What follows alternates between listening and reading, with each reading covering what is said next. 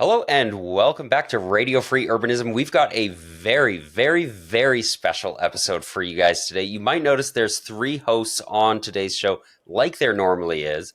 But of course, I'm not joined by Nick and Ethan. It's myself, Alex Williams, and I'm joined by Hailee Jeppsen, who has been on the show before. Say hi, Hailee. Hi.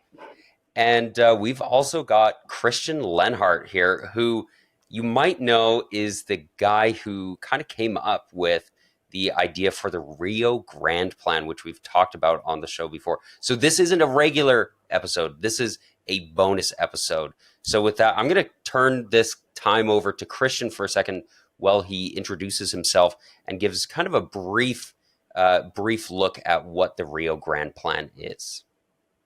All right. Well, hello. Thanks for having me on. I'm Christian Lenhart. I'm a civil engineer. I live in Salt Lake City. I've lived in Salt Lake City for 9 years now, and I have a long history of coming to visit family members who have been here. I feel like I've grown up here all my life, even though my childhood was spent all over the place. I was born and raised in New Jersey, and got to go into New York City through the Hudson tunnels to visit my dad at work. Sometimes, and that was a good way to get introduced to the world of trains, mass transit, and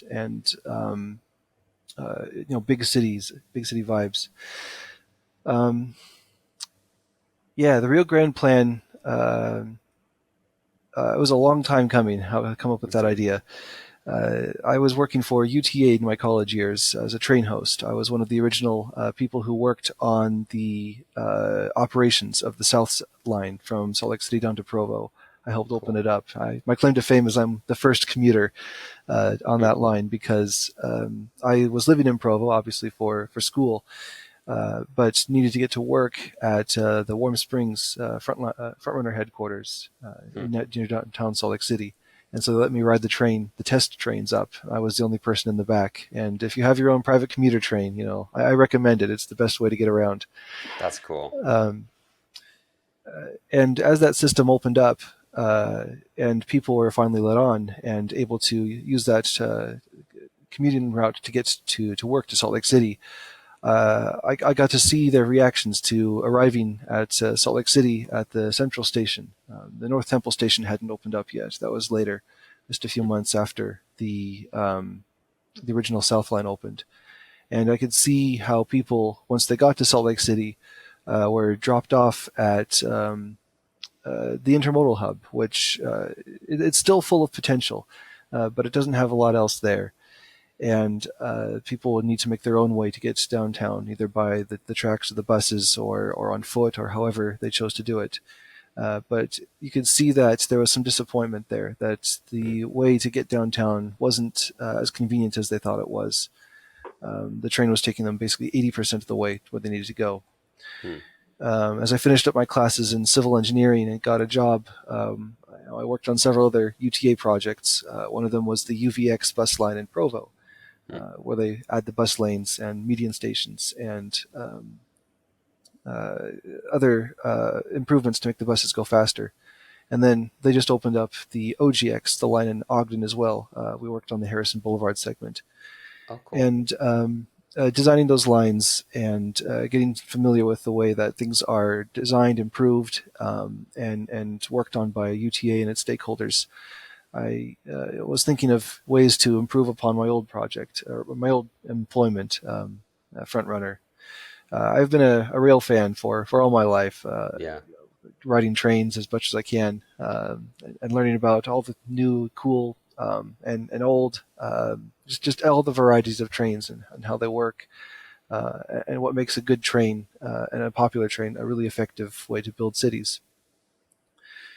And Salt Lake City has, of course, two historic train stations downtown. One is the Union Pacific Depot, and the other is the Rio Grande. They're both built in the 1909-1910 timeframe. They were competitors. The Union Pacific built theirs first. It was a terminus station, mostly trains coming down from Ogden, where the Union Pacific main line was. And they built a big station because it was the capital of the territory at the time.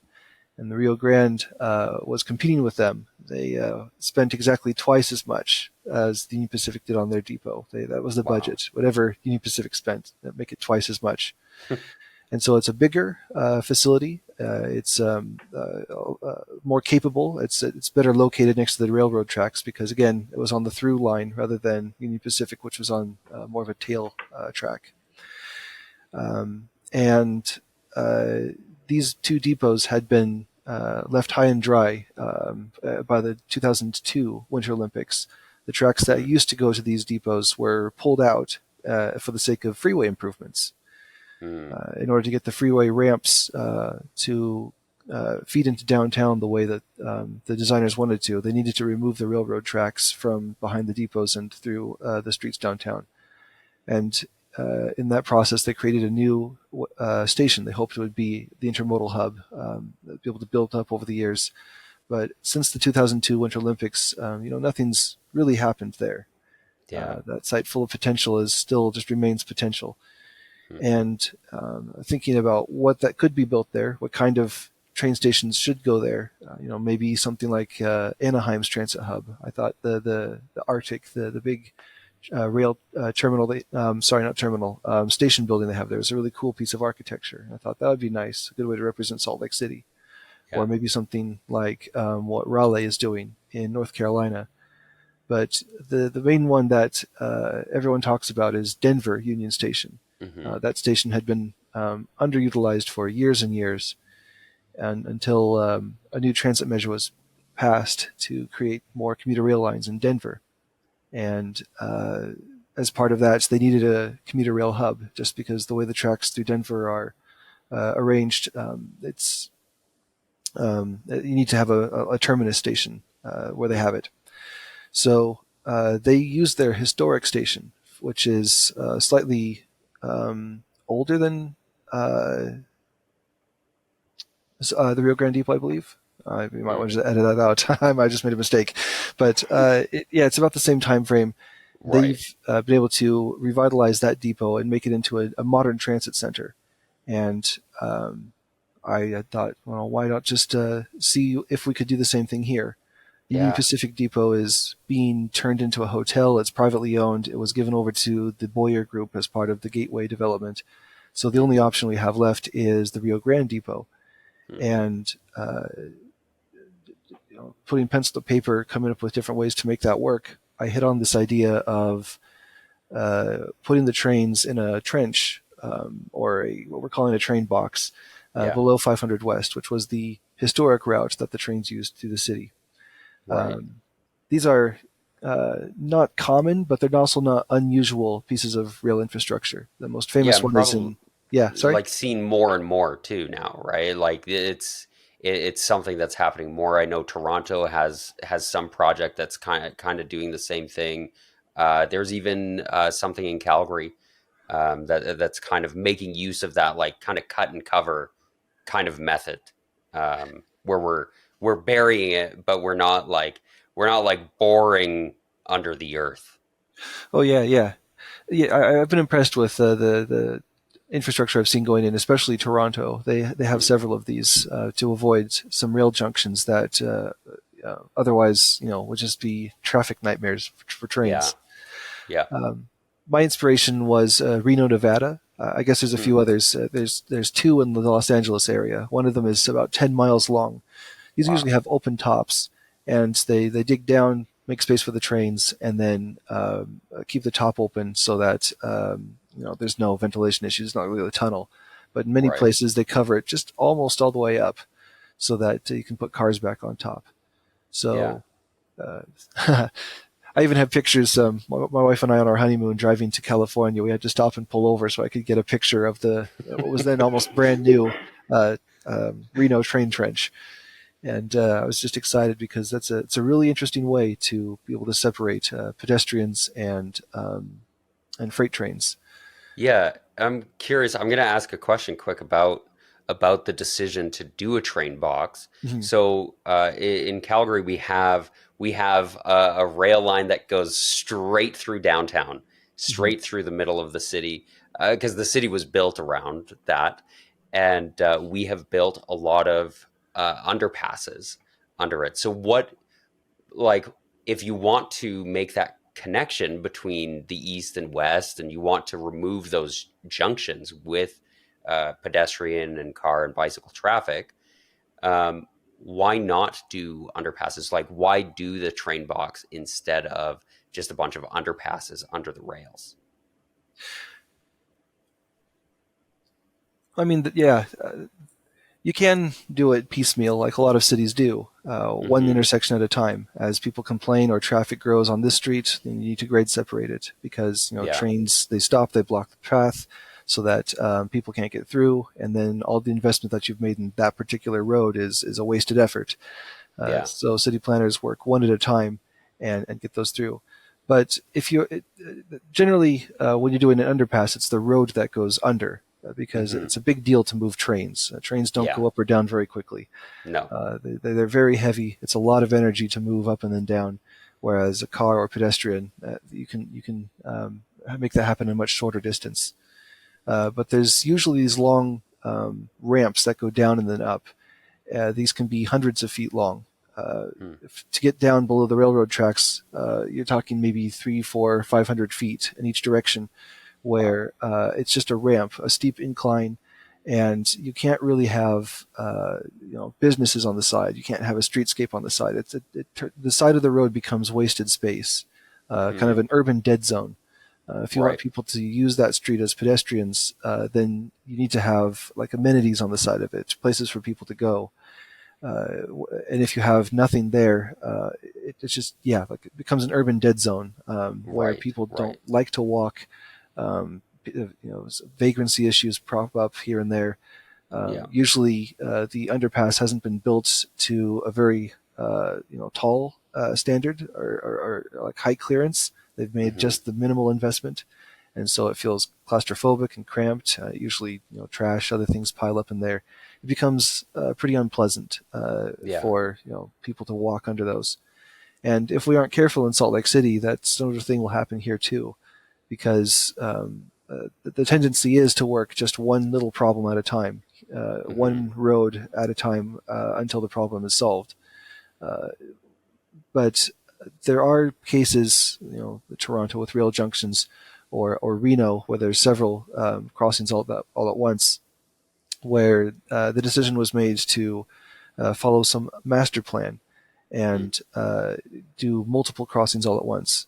And that's really good. If you know that you want no crossings downtown, Hmm. then you should move the trains instead. That way you can preserve the streetscape on top.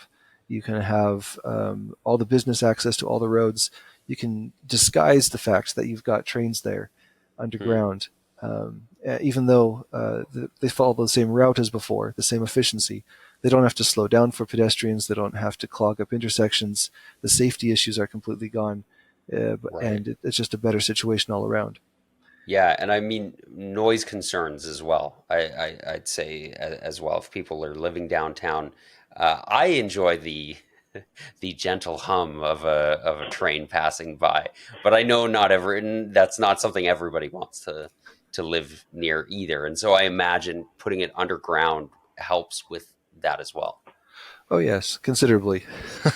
Yeah, yeah, yeah. So you're kind of you're going through like school, and then you talked about riding trains out east, growing up, Mhm. and then so you've got this love for trains, but then like, what was the moment where you like looked at it and you're like, you know what, let's put together like this master plan really professionally done. Of course, you're a civil engineer, so like you have the skills and expertise. You've worked on big projects before, but what was the moment where you were like, you know what, let's uh let's like do something about this. Let's put it together and make this citizen led proposal.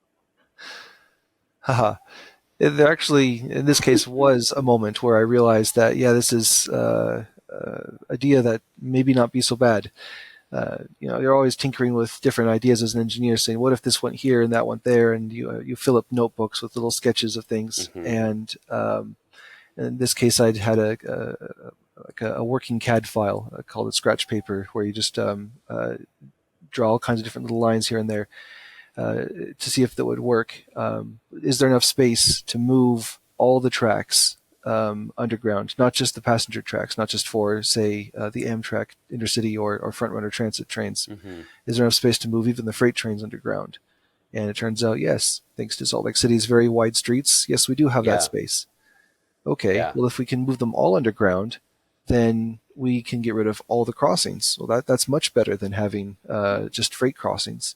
Hmm. And then if we can get rid of the freight tracks, we can get rid of the freight yards. All right, no freight yards. We don't need to have these huge big bridges over the rail yards into downtown. We can move those and get a lot more space back. And then I realized if we get rid of the rail yards, there's all these acres of land that's open for development. And that in turn pays for the cost of the project. I was very familiar with how Denver Union Station used about 12 acres of land to pay for the cost of their station redevelopment. And I Okay. realized we actually do have the development potential here in Salt Lake City. Yeah. Uh, about 50 some odd acres is what we estimated then. And so I thought this closes the loop. It's not an expensive project anymore. It's a self-financing project, at least in the long run. And so I need to get this idea out there. And Yeah. so, being an engineer as I did, I wrote up a report sort of thing. It was about 60 pages of what would look like, Yeah. the areas it would cover, what it would be, and then I posted it on an online forum for urban enthusiasts. It's a skyscraper Yeah. page, and I don't know why I expected anyone to read 60 pages of this, but someone did. And they created an account to contact me and say, "Hey, this isn't a bad idea, but your report's too long. How can I help you make it better?" This Hmm. person was Cameron Blakely, and over Yeah. the next year, we went through a few iterations on different brochures, different pamphlets. He's an urban architecture.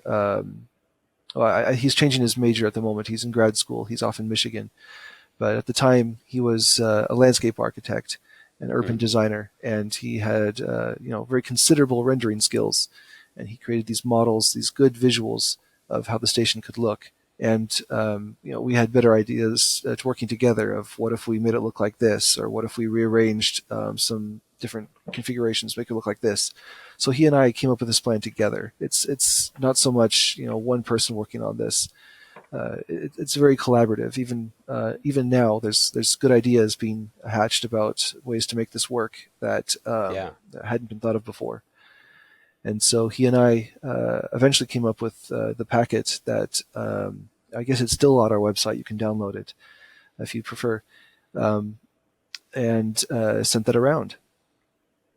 I'm gonna pull up the packet here so that people can see uh, what we're talking about. Um, yeah, because it is like it it helps when you can visualize these things, when you can see what's being talked about, right? So here we have the train box, and we've got the front runner train in there.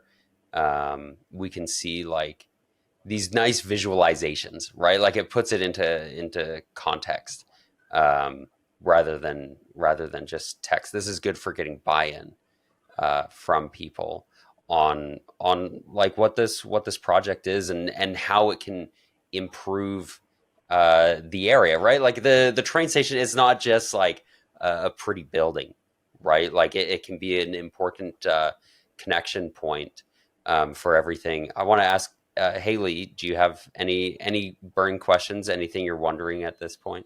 No questions, but I I referenced that like PDF last time that we did this last video that we made. Hmm. I think it's so cool that like the plan is, it's being promoted on Instagram. I think that's where I first saw it. And then to be able to like actually see how it's outlined with like pictures and details and like it's and it's just like you can just download the PDF. I just think that's amazing. It like literally brought tears to my eyes when I was reading it because I thought it was so great. Wow, thank you. That's incredible. It is a really cool project, and I want to like do you because making something like this, like you put a lot of work into it, and you think about this and you plan it out, and then you're just like, what, you offer it up to the internet and you're like, uh maybe, does somebody want to do something with this, Salt Lake City? Maybe, like, is this something we could work on? What's been, because you proposed this in 2020, we're talking now, it's 2024, and so no project like this is fast. But how does it feel? Like, does it feel more optimistic? Tell us some of the milestones since proposing it. What is it looking like now, as far as a possibility? Some milestones. Okay, yeah. So our first big break came with Luke Chandler. He's in charge of the Building Salt Lake website, blog, news site. He was a very early supporter, and a lot of the early attention is thanks to him running a story on the pamphlet that we came up with. This is actually before we came up with this original, the pamphlet that you have. We had one that I had put together in Microsoft PowerPoint, which looks almost as bad as it sounds from that description. And with that being in the Building Salt Lake led to a few more people seeing it. Matt Gibbons, who's in charge of some of the Reddit sites for development, he was a very early supporter as well, and he stayed with us and has been instrumental in creating our Via Rio Grande organization now. He had some connections on Reddit and was able to get us in contact with Nick Norris, who is director of planning in Salt Lake City. And we had a web meeting with him, this being 2020. So it was not, Wow. It was perfect timing since people were used to having these web meetings instead of in person. It was easier for us to get some of Nick's time. And after we pitched this idea to him, we pitched it to the city council because he has that connection. Said, you should give it directly, a presentation directly to them. And so the whole city council listened to us, which was incredible. I wasn't ever expecting it to get quite that far. I thought maybe the city transportation department would be curious to have a look. But after that one presentation, Councilman Dan Dugan, he's kept talking with us. He still goes to our monthly supporters meeting and is doing all that he can to keep this going. He has his mug that we gave him with the picture of the depot on it. And Nice. the mayor once asked me and said, can I get a mug like that? And so now she has one too. That's cool. But yeah, this started out being something we were trying to get the city to do. Cameron and I both live or lived in the Salt Lake City. We were pitching it as concerned citizens, and it's important that neither of us own land or are connected with developers or any way. This was something that we thought would be a good improvement to our city. We really were doing this. I'm not going to say out of the goodness of our hearts, but just out of excitement, seeing potential of what our city could be. Because selfishly, well, we want to ride those trains too. Yeah. And so the city eventually began submitting grant applications to the federal government for help to study this. February of last year, they won $2 million, and that money is going to be spent this year on something called the Critical Connection Study. And so keep an eye out for city surveys or any other ways that they're asking for engagement. They don't have a fixed way to, or a fixed proposal. They just want to see how much the city is really divided east to west by transit corridors or transportation corridors, and what the public's preferred solution to fixing it is, whether that be pedestrian bridges like the one on 300 North right now, or even the Rio Grande Plan. In order to fully study the Rio Grande Plan, they actually spent some of their own city budgets to commission a study from Kimley Horn. And that's the most recent update to the plan. It was done by a professional consulting firm, Kimley Horn. They're very experienced engineers who put together some very big projects in the past. They had a very preliminary look at the Rio Grande Plan and gave it a price tag. They also doubled the size of what Cameron and I had been pitching. We had in our pitch, we had started about 900 south, and the train box ended at North Temple, so the North Temple station would be left intact. The Kimley Horn study made it go all the way to, it ties in about 600 North now. Hmm. So it went about twice as far, and closes about twice as many railroad crossings as the one Wow. our original proposal. So it's a bigger plan and has a bigger price tag, and we're still scratching our heads about if that's the right way to go about it. Um, Yeah, yeah, because I know in one of your videos you were talking about this. I think it was one of the FAQ videos where mhm. people are asking, why not go bigger, right? Like, are you sure this is right? And I always like when I think of my own fantasy transit plans. Let's see this, let's see this. Like sometimes I'll go way out of the way and I'll think of something absolutely insane, but then I know that if I was actually proposing it, I'd scale it back significantly. And I would say, okay, well, let's focus on this because we know like this would be a win. The other Mhm. one might be too lofty. So you say you're scratching your head. Do you feel a little bit like, well, are you trying to make this not happen by making it too big? There is that suspicion there that by making it too big and too perfect, that maybe someone is trying to make it too big to be possible. Hmm. Um, I don't believe after talking with city staff about this and what the goals of the of their commission are, I don't think it's Yeah. sabotage. I think they really are trying to solve Yeah. all the issues. Um, our our proposal, which I thought would be a good phase one, it closed 4 or 5 railroad crossings, depending on how you Hmm. count. And then the cities would close 8, and that Wow. would leave basically no railroad crossings in the downtown area. And I think that's as far as ideal outcome, that's much better. I prefer Huge. Yeah. that. Yeah, yeah, and that's what the people who have been asking the city council to do something about railroad crossings. That solves the issue for them too. It's not just downtown; it's that whole area around Poplar Grove, around Glendale, all those neighborhoods that are separated from downtown and from each other by the mainline railroad tracks. That separation, those barriers would no longer be in place. They'd be moved below Hmm. ground where people could get over them. Yeah. Yeah. Haley, do you have any like experience because we're talking about the city like asking for feedback on the east-west divide. And I know when I visited the area, like there was a clear east-west divide, right? Like the tracks as well as I-15, like it Yeah. cuts straight through the center of the valley, and there's a clear distinction on either side. And so I'm curious from your experience, Haley, um, what are these railroad crossings like, and what is the east west divide, and you can take it from there. I don't know. Question. um, okay, so I did just move to Salt Lake City in November. So, I mean, Oh, very I was nice. born and raised in Utah, but I'm from like a rural area up north.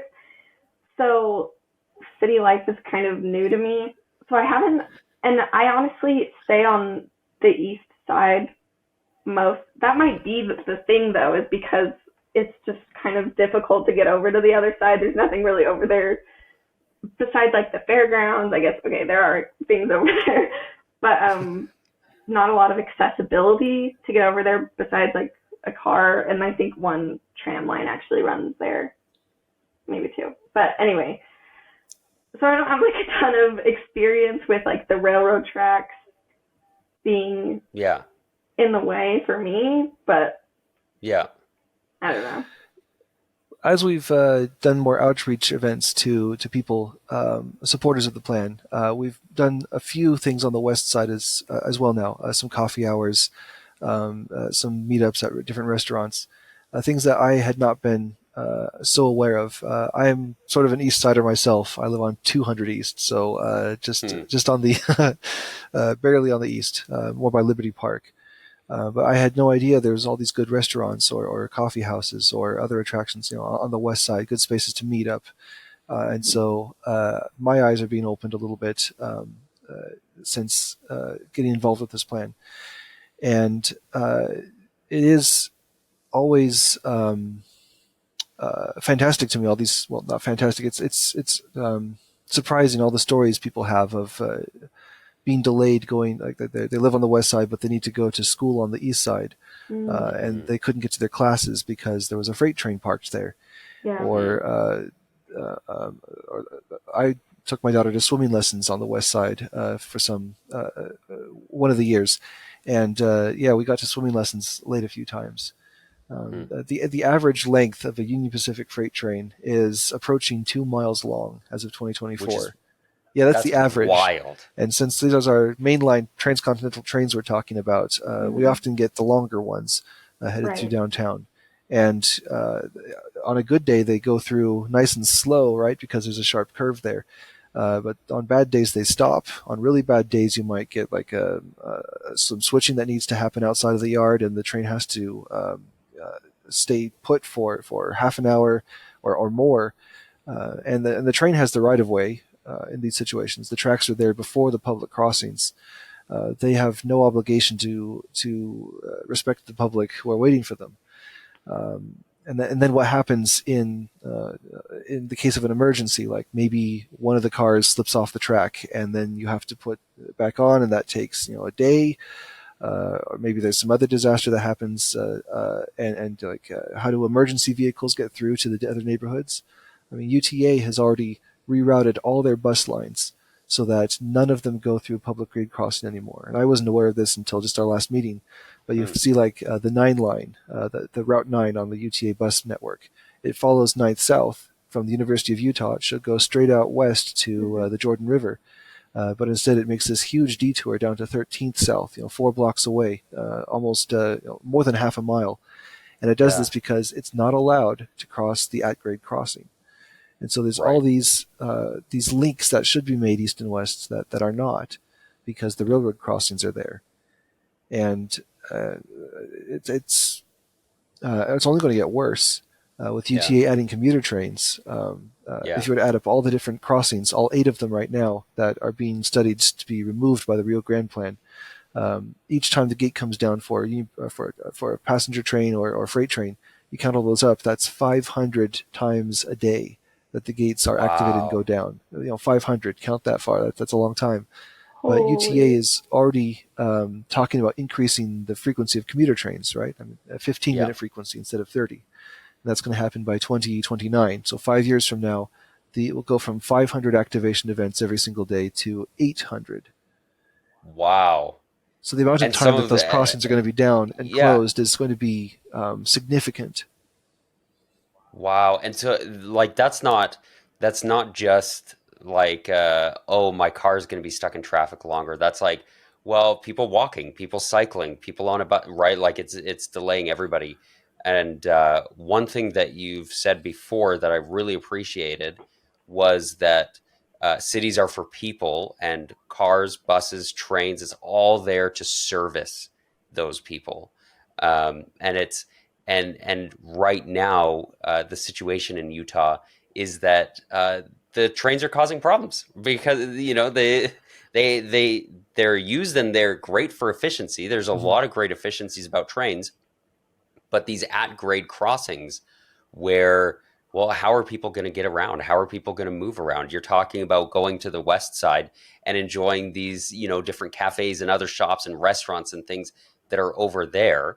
How are people going to be able to use those amenities? So these awesome things, trains that are for us and helping us get around and transporting our goods, the spot where we have them is causing some problems. Do you think that kind of frustration and the UTA's push for higher frequency, do you think that's like a good benefit to the Rio Grande Plan to kind of be like, okay, let's get this thing moving, because this would really help us with this particular issue we're facing?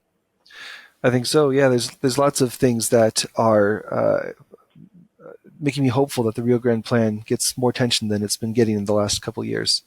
One of them is the frequency of trains going up and making the crossings be closed much longer. Salt Lake City, like you said before, is like Calgary, where it grew up along the railroad tracks. The railroad tracks have been there for almost as long as the city has been. I think it's only 22 years the city existed without railroad tracks. Hmm. and ever since then, the trains have been there. And every cargo train goes through. It's full of hundreds of trailers, and those are things that are no longer on the road, Hmm. causing pollution and congestion that way. And everyone who's on the train means there's few people on the freeway. So I don't want to make the trains out as to be the enemies here, but No. like it's just an unfortunate situation. It's like two people trying Yeah. to get through the door at the same time. How do you coexist in Yeah. this space? And the only way to make or the only way to coexist is to make space, make room, Hmm. and that in this case is something that I think should be done vertically. Just put the trains exactly where they are or were historically, just a little bit lower down, so that there's new space for them. Um, that's the Rio Grande Plan. It should be considered to be an opportunity Hmm. to make something new. Like that, we shouldn't consider that we have enemies in this. That we want to make sure that as we make infrastructure improvements, that it does work for everyone. Yeah. And so the more I talk about trains being in the way of people or blocking people off, it's just to show that there are real world impacts that people feel in their lives. I mean, every year since we've pitched this plan, all 5 years since 2019, there have been fatalities on the crossings that we have been asking or pitching to close between 900 South and 4th North. Each of those crossings has been a location where someone was hit and killed by a train. And that has deep impacts on the community and also on the way that the trains are operated. That Yeah. usually have to go slower. And again, it's not that anyone's been operating the trains dangerously. The railroad crossings are all Yeah. up to code. They're as safe as we know how to make them as engineers. The issue is just that there should not be railroad crossings in the downtown area. That's not how Right. Right. cities get bigger or grow. The safest railroad crossing is no railroad crossing, right? It's put Exactly. it underneath and let me walk over it and then down to the platform, right? Like, Mhm. yeah, because as long as there are crossings in busy areas too, right? Like it's not like this is in a farmer's field somewhere. This is in a city. This is in the middle of a city. Exactly that. It's all 600, 700 north or 700 west. Like it's only a couple blocks from the most urban center in the state or in the Intermountain Yeah. region. And yeah, so that's one of the main things that's getting people's attention. I had originally pitched this Yeah. plan to be a transit project. Like I approached this from a train lover's perspective and said this would be a Hmm. better way to get more people to ride the train, make it a better experience by Yeah. moving trains to the Rio Grande Depot. And the city council's eyes kind of lit up and said, "Oh, but people, we can get rid of the railroad crossings." And I said, "Yes, that's Yeah. one thing. That's a benefit, but would also make people ride the train." And they said, "No, but you're going to close the crossings." And I Yeah. got it and said, "Yes, there's a better way to pitch this plan." And so for Yeah. the last year and a half, we've been focusing on the safety angle and the Hmm. community reconnection issue, because that's where the Yeah. federal money is at the moment. But Right.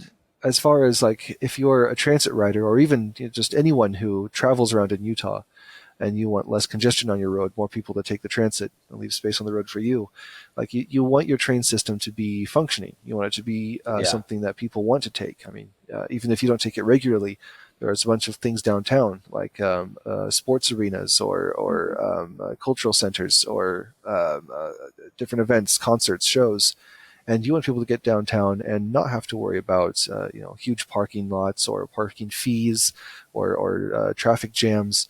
It should just be a pleasant experience to zoom downtown, come up the escalators from the train platforms, and be greeted by this beautiful historic train station.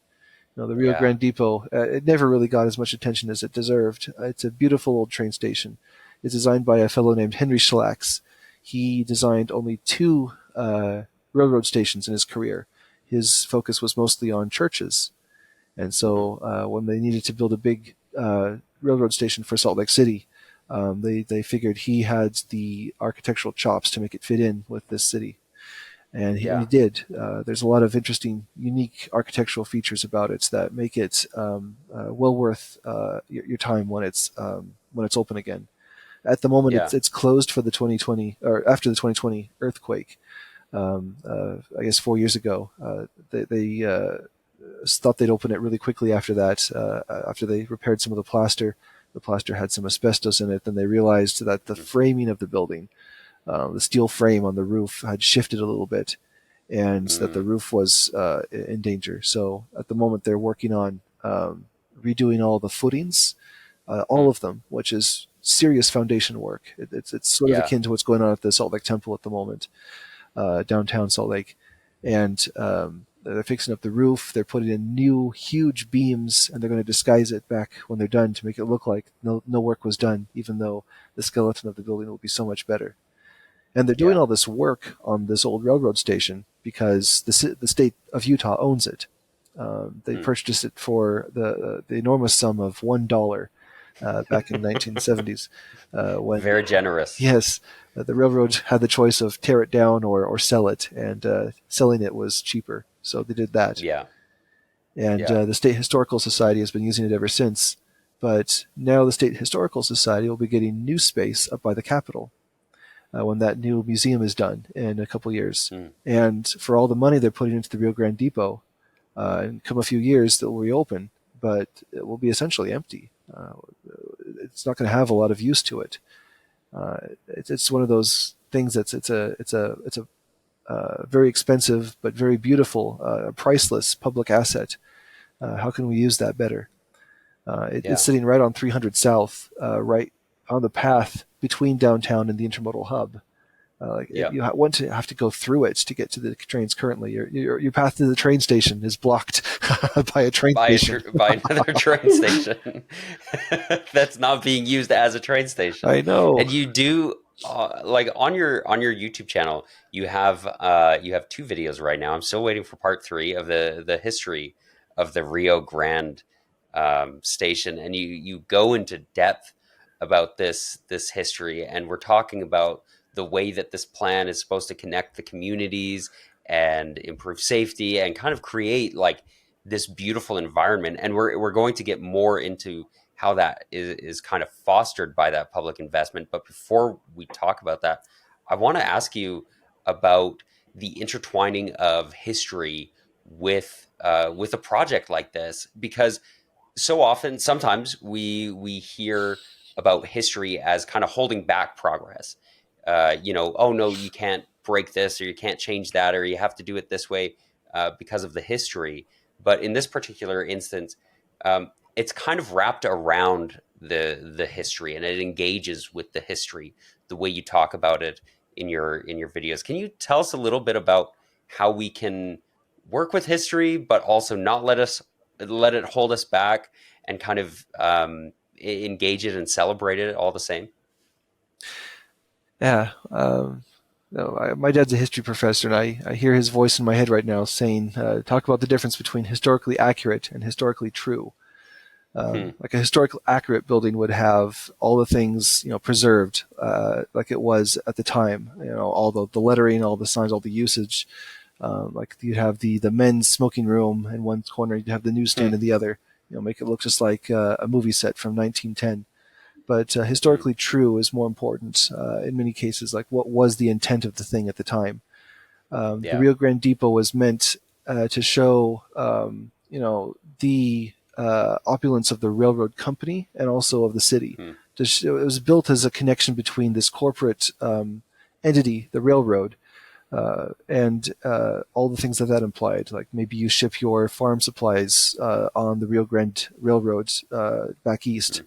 or maybe you want to travel on it yourself sometime. And that was the gateway. The Rio Grande Depot showed that this is a serious, legitimate railroad company.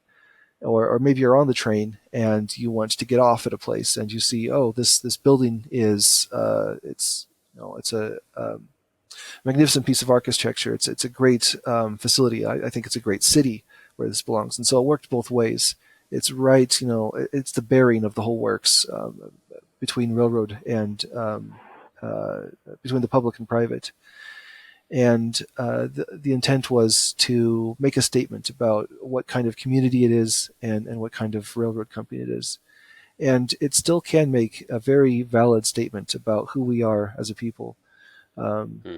Are we people who are connected to our past? Are we people who are proud of our history? Or do we let it sit vacant for a while? The Rio Grande Yeah. Depot was more than just a train station for people. They had the baggage, not the baggage, the freight handling and other warehouses all around it. The freight depots, those buildings are being torn down or are mostly gone by now.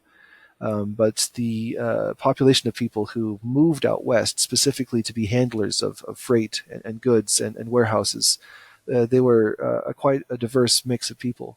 We have downtown neighborhoods called Old Japantown and Old Greek Town. They still survive, but there used to be Little Italy, Little Ethiopia. There were literally, you name a group of people, and they had their own little enclave, mostly Hmm. around the Rio Grande Depot. And that's where a lot of they would call them immigrant communities at the time. Places where people didn't necessarily even speak English, because that's where the work was. That's where the hard labor that a lot of these people depended on uh, uh, was located. And that's also one of the reasons why this area of town was left to be neglected for most of the 50s, 60s, 70s up until now, because that was the cheapest land. So when the freeway came through, they bought out a lot of those communities and punched Hmm. through the main line of the freeway and some of the ramps so that you could have access to downtown. And a lot of that's just been bulldozed. Uh, Hmm. and then once you have the freeway ramps there, then no one wants to invest in that because it's loud, it's noisy, it's polluted, the air is congested, traffic is bad. You can't get to it. It's a maze of different traffic lanes and stuff, which is just, it's kind of depressing based on what it used to Yeah. be. And so it's a real opportunity here to cut back those freeway ramps, move them further back, because if there's no rail yard, they don't have to make big bridges over those. You can keep the Yeah. freeway at ground level, or maybe even bury it if Hmm. the study the city comes on with recommends that. Maybe a phase two. Uh, but you can really open that place back up. And so it's ready and available for communities of the new immigrants to Utah, since the state Hmm. is growing and out of state people are moving here a lot faster than they ever have before. And where do we put them all? We have like the third most expensive housing market in the nation at the moment. We Hmm. need new housing. We can open up about 70 acres of land to new development, high density development, perhaps next to the main transit hub in the state. It's just sitting there. It's waiting to be used, uh, waiting to pay for the plan. It just needs a bit of leadership to make it happen. Yeah. Yeah. Hailee, would you live near the Rio Grande train depot in this plan? Yeah, I live on 300 West, so Oh, nice. yeah, very close.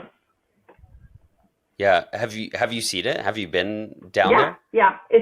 Yeah. It's like right next, isn't it next to the one of the parks? I don't remember which one, but That's right. Yeah, the big park on 300 West, Pioneer Park. It's about half a block Mm. just further west, but you can yeah, see it very clearly from there. they If do you're going to get farmers close to markets Yeah. it in there in the Pioneer Park, summer. I recommend you take a friend. It's Yeah, Yeah. not the most, not the safest part of town. true. Right. Yeah. And but then seeing investment come into there, this public investment, if this plan happens, which I hope it does, and like to me it's a no brainer, right? Same. So you invest in this rail infrastructure, but the rest of your plan is kind of blank on the details. It's kind of like, and then hey, open it up and let the people come in. Mhm. What does that look like, and what is the expectation when we do these big public investments? What is the expectation about the private investment that will come in? Right. We very purposely left the opportunity as an open opportunity. One of the things that was so successful about the Denver station project, that's again where they opened up a rail yard, took 12 acres of industrial land and turned that into basically a second downtown. Hmm.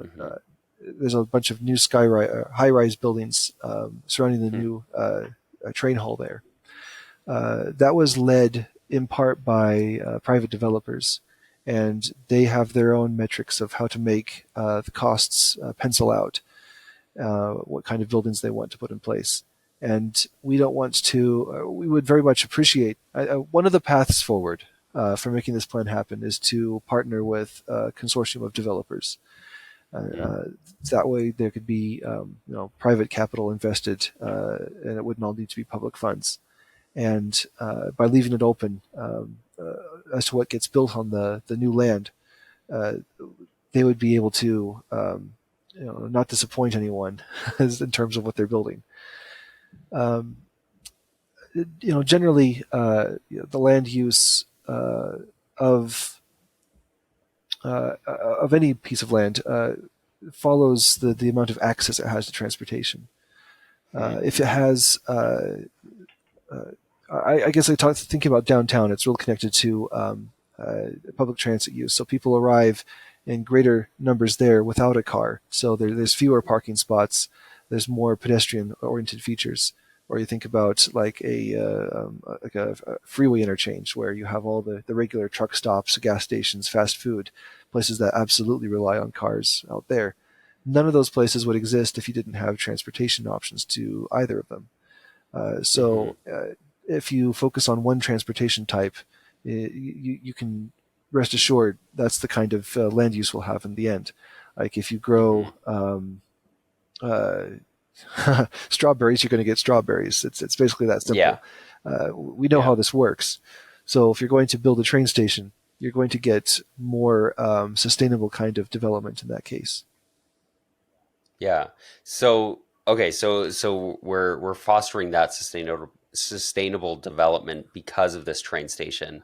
But in the plans for the train station, there's a lot of trains coming through here, especially with the increased frequency on track or on the front runner. So what train like can you list what trains will show up at the station and kind of where people will be able to get to from this station based on your kind of vision and idea? All right, sure, yeah.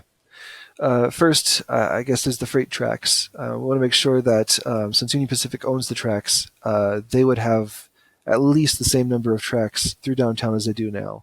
That would not be impacted if you're moving your freight through the city.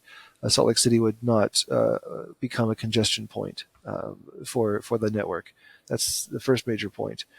After that, you can figure out how many other tracks to put in. In our original proposal, we showed Amtrak sharing tracks with the Union Pacific, like they do currently. And the Amtrak currently runs between Chicago through Denver to Salt Lake City and then off to the Bay Area, Emeryville, near San Francisco. There's plans in the future within the next 10 years before the Olympics potentially in 2034 to run trains out in other directions as well, down to Los Angeles and Las Vegas. There's another one through Denver. There's one up through Cheyenne, and then another to Pocatello and Boise, and then up to the Pacific Northwest, Portland. There's Salt Lake City could become a real hub for Amtrak trains in the West, mostly through trains, but still a major junction point where people would want to transfer from one train to another, which would be kind of sad if they had to do that at the current station. Front runner trains, these go between Provo and Ogden through Salt Lake City. It's an amazing commuter rail line. It's one of the busiest and most successful commuter rail lines in the country, based mostly on the fact that here on the Wasatch Front we all live on one straight line, and it makes it really easy to connect them all by train. But on the other hand, UTA made a very interesting investment by building their own track for commuter rail trains, which is extremely rare in the United States to have trains that go that far have their own private track to run on. So UTA can run as fast as they want and whenever they want. And that's been a huge driver of growth there. Within the next 10 years, they do want to extend that a little bit further to Payson in the south and Brigham City in the north. So that would be a one-seat ride going all the way there. There's the potential we show in our maps for an east-west line. Front runner follows the I-15 corridor. I think it's worthwhile to consider a commuter rail line out to Tooele along the I-80 corridor. Tooele Valley has as much space for growth potential as Utah Valley, at least the northern half. There's enough empty space there that if you develop it all with single-family homes, you'd still have the same amount of population as you do in Utah County, and that deserves a front runner line down there. Tooele Valley will need some love in the future too, and that could go further along I-80, potentially up to Park City, depending on a number of different factors. They have their own transit agency up there, but you can imagine how useful that would be during the winter when I-80, basically the only route there, is inconsistent in its availability due to snow and ice. So there's that, and then of course tracks lines all over the valley to wherever you need. They could all pass through the Rio Grande Depot. It would be a major transit hub for Utah and for the entire region. Yeah, that'd be incredible. Hailee, you could walk there, hop on any train, and go pretty much anywhere. Yeah, literally. Yeah, man, that would be absolutely incredible. And then, of course, you set up kind of a little bit of a fantasy map for the tracks as well, which is Salt Lake City's LRT system. And so that connectivity would give a little bit more of local getting around as well. Yeah, exactly. One of the things we were talking about, or before this conversation started, was a circulator line. Tracks runs to Main Street and South Temple. That's the main intersection in town. That's where, even if you're surveying land, that's where the grid coordinate starts, right at that street corner. There's a little monument. Like everything in the entire state is centered around that particular street corner. And there's still, the tallest buildings exist mainly along that corridor. And the Rio Grande Depot is about half a mile to the west of there. And so you have Main Street on the east to the right and the depot on the left. It makes a perfect route for a circulator, which in our information or our maps we've shown in yellow. And that could run as often as you need, getting people from the depot straight into downtown, just a couple extra minutes of ride. And potentially not even need to do that because you can see it's only 4 blocks. And then Salt Lake City has big blocks, 7 blocks to a mile. Yeah. But at the same time, the Rio Grande Depot is much closer to places downtown that people want to go to. And the fact that there's no other train station blocking the path makes it easier for people to walk where they want, like to the basketball stadium, Pioneer Park, the convention center. It's all within easy walking distance of the Rio Grande Depot. But for things a little bit farther, like downtown Main Street, it would be helpful to have a circulator line. Mm-hmm. Yeah. And then also, as far as connectivity to the airport, what would that look like with this? Ooh, there's a few different routings available. Actually, if you go to, I forget the website, it's called the TechLink study. UTA at the moment is asking for public feedback to discuss the future of routings of the transit lines downtown. There's the railroad tracks are in place, so the light rail tracks are in place, but which trains run where on which tracks is being debated at the moment. And so there is the potential for a direct routing straight from the Rio Grande Depot out to the airport on a line that already exists. That's one of the options they're looking at. There's a few other configurations as well. So I guess the answer is that's not determined yet, but you can help determine that. Okay, yeah. So that's a good segue into this conversation about engagement and stuff. And I appreciate you spending. We're hitting the hour mark here, but I really I apologize for talking so much. Conversation. No. This is good. This is amazing. We had you on to talk. So you're talking about this TechLink corridor study that people can participate in. People are able to give feedback on city projects as they come through. You're talking about the study that the city will be doing this year with that grant money that they were awarded last year to kind of talk about these connections and how we get around. So people are able to engage in these things, fill out surveys, talk about it. But you really you went above and beyond with this project. What I don't know, like if somebody, because you obviously have the expertise, but if somebody like me who's just like, I don't know, I like trains, like I like to get around, I don't have I don't have the same expertise you do, um, but I do care about my city, and I know a lot of people care about their cities. How can people best go about being proactive about kind of this creative optimism that you've developed with the Rio Grande Plan? How can they do something similar in their own city? Hmm.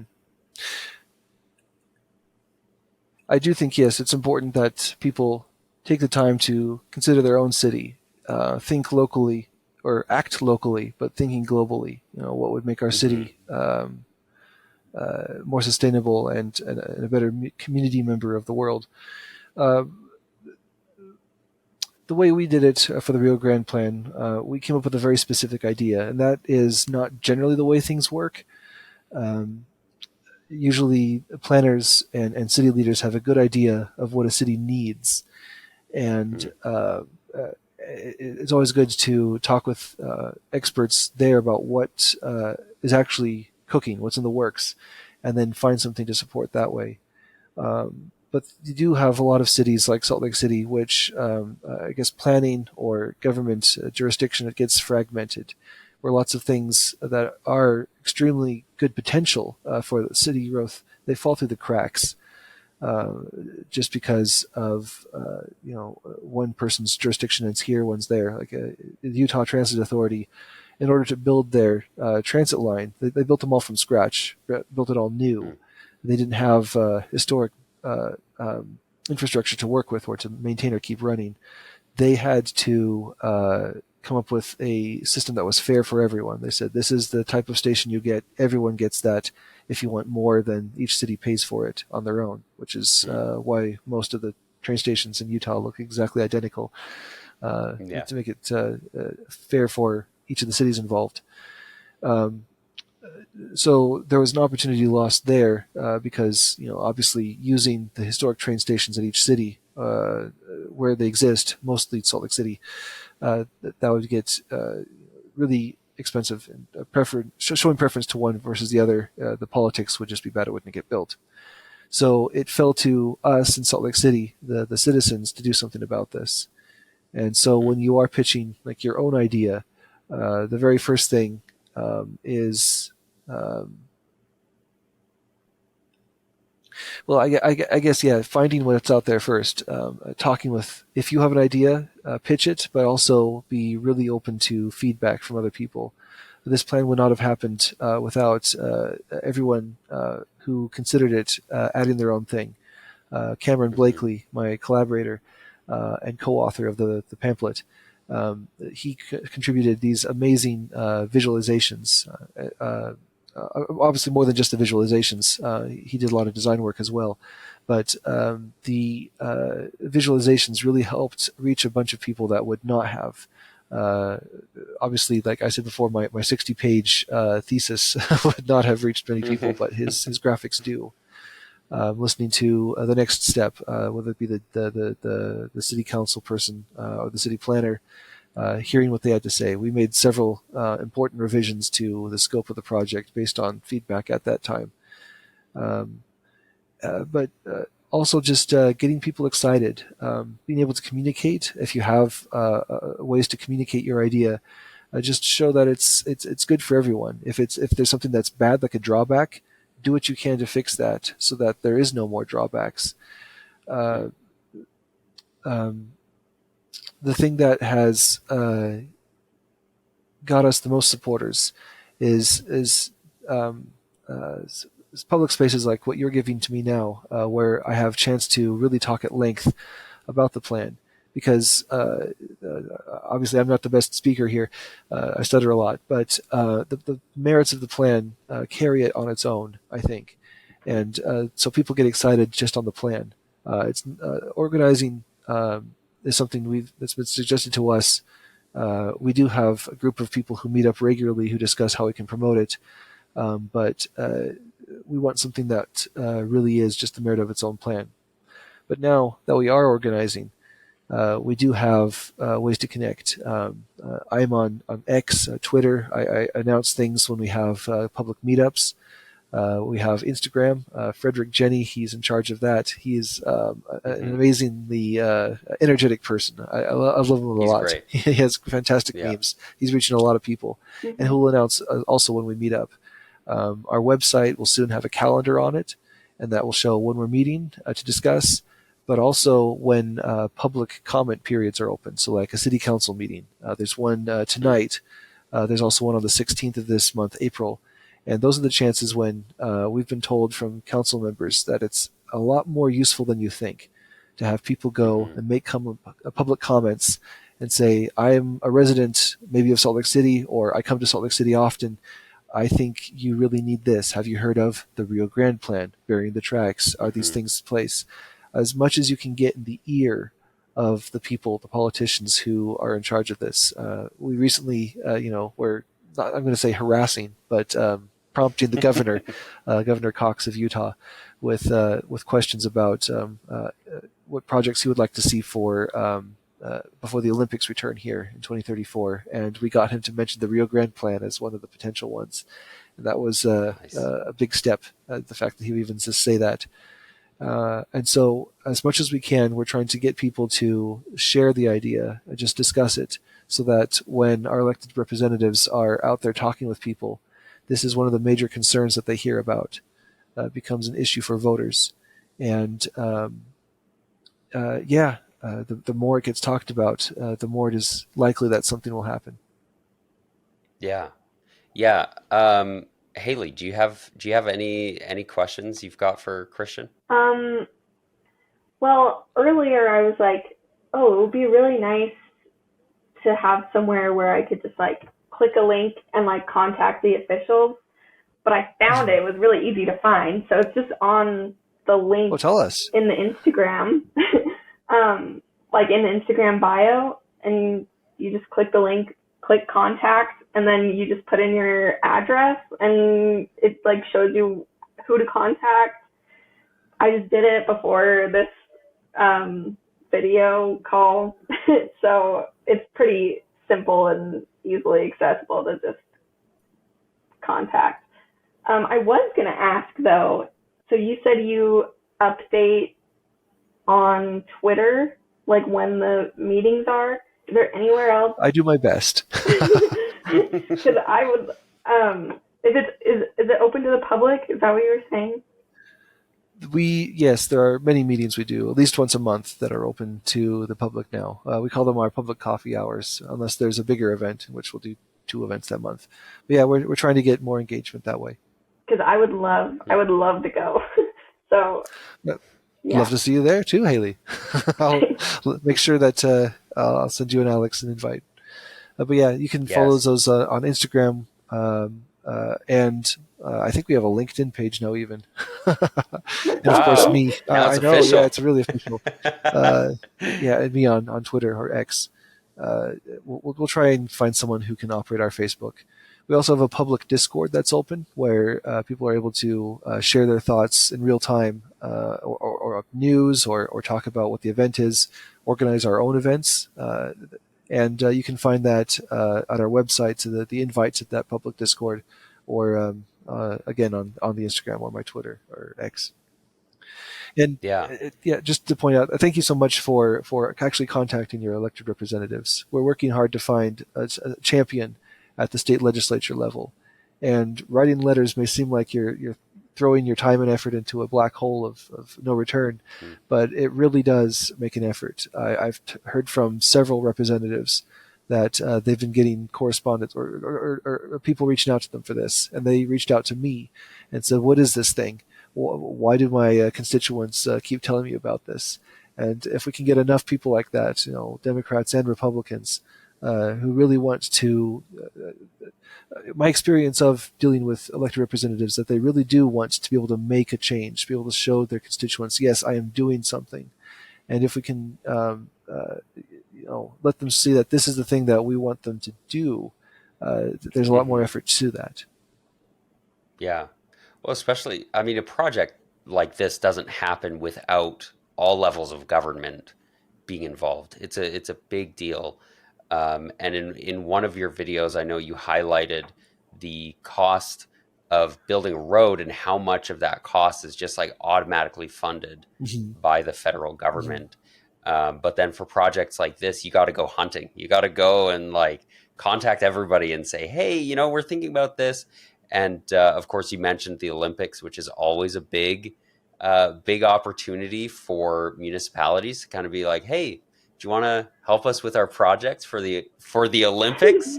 Everybody's going to be there. Do you want to help? So hopefully that helps give it a big push as well. I think so. Yeah, the last time the Olympics were held in Salt Lake City, that was 2002. Several billion dollars, $3 or $4 billion, adjusted for inflation, were spent on rebuilding the freeways through downtown and through the valley. Hmm. That took about 3 or 4 years total. Uh, so that was a huge infrastructure project that happened extremely quickly in preparation for those Olympics. And the storyline we're trying to get out now is that the last Olympics they took the tracks away. This is the chance for an Olympics to put the tracks back and show that we are a city that's not defined by freeways. We are a city that's defined by gathering spaces, train stations, public transit, sustainability. And I think that's really important, especially in the context of the Olympics, because where have Winter Olympics been held in the past?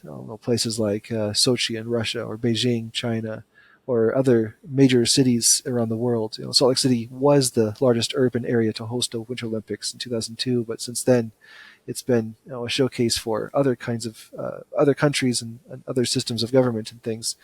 It's important to show that in the United States, we can build big things too, that our democracy and our Yeah. democratic system really can deliver world-class results.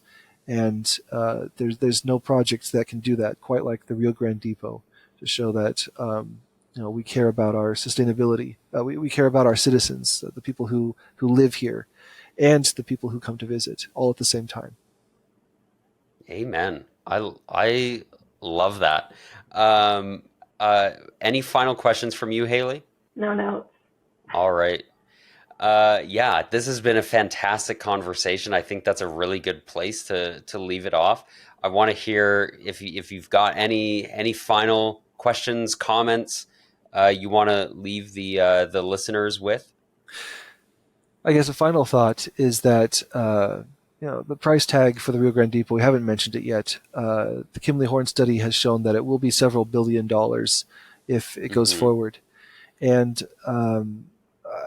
I know people have been probably screaming about that as they've been listening to this. How much does it all cost? Several $billion is perfectly in line with the kind of projects that Utah is able to build. The most recent Hmm. reconstruction of the terminal at Salt Lake City's airport has cost $5 billion over the last couple of years of that's been Wow. in service. The new freeway project that's proposed between Salt Lake City and Farmington, rebuilding the pavement from the 60s and widening that to 5 or 6 lanes in each direction, that's supposed to cost about $4 billion. And there's other freeway projects. So like every other year, there's another $2 billion freeway project that gets built somewhere in the state of Utah, whether that's I-15 Core in Utah County several years ago, about a decade ago, or US 89, or the new Bangerter Highway that just, not sorry, Bangerter, the West Davis Corridor that just opened. Um, Mm-hmm. we have a history in Utah of being able to build very big projects, but they've been mostly roads and airports. A lot of that's been locally funded too. So we have the ability to do this even on our own. Um, this is perfectly sized for our state. And if we don't build it, it will be even more expensive. Like we were discussing at the beginning, doing it piecemeal, one road at a time, one crossing at a time. Hmm. These cost hundreds of millions of dollars each time you need to put in an underpass. To build a new line through Salt Lake City, a new rail tracks, because they don't have the capacity now for double tracking or for future expansion. That's going to cost several hundred million more to build a wider right of way for the tracks. We don't have capacity at the train station currently. Front runner ridership, I said before, is one of the highest in the nation. It's about 10th. If we double the frequency, the ridership on front runner is scheduled to double. We could get close to Yeah. 17,000 daily rider, or we had 17,000 daily riders before the pandemic. We could get close to 35,000 in the very near future. We do not have the capacity that Amazing. central station. We would need to rebuild that, and that's going to cost hundreds of millions of dollars. So we can do this all at once, make one big project, something that works with something that prepares us for the changes we know are going to come, for the increased frequency of trains. We know that's going to happen. This is not something you can kick the can down the road on. It's just going to pile up and become more expensive later on. The Rio Grande Plan is a way of being proactive. It's about, instead of making changes as they happen, being reactive and having to always play catch up. This is a way to build the city that we want to live in and do it now so that we can be ready for the growth that happens later. Yeah, I love that.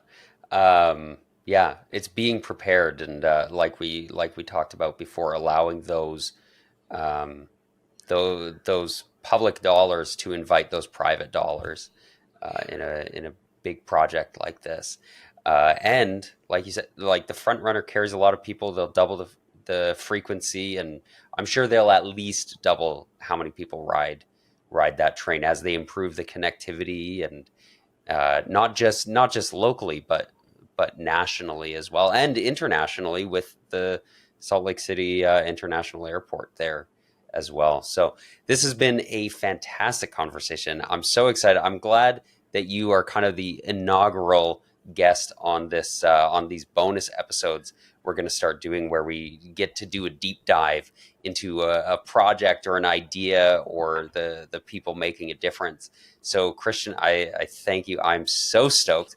I will be at the Olympics, and I will be getting off at the Rio Grande station, and I will be staying in the area too. I cannot wait. So I'll be there to thank greet you, you. Christian. Thank you so much, Alex, Yeah, for this yeah. time, Oh, letting me run my mouth. And thanks, Hailee, for your questions. This yeah. is fantastic. It was great. And thank you, Hailee, for joining us, giving us a bit of a local perspective on how amazing this project is going to Yes. be for Salt Lake City, and honestly for the whole Western United States. Is going to be fantastic. Maybe someday we'll get a train from Salt Lake to Calgary and take high-speed rail through the mountains down that way. That'd be stunning. All right. Well, that's going to do it for us, folks. We'll see you on the next episode.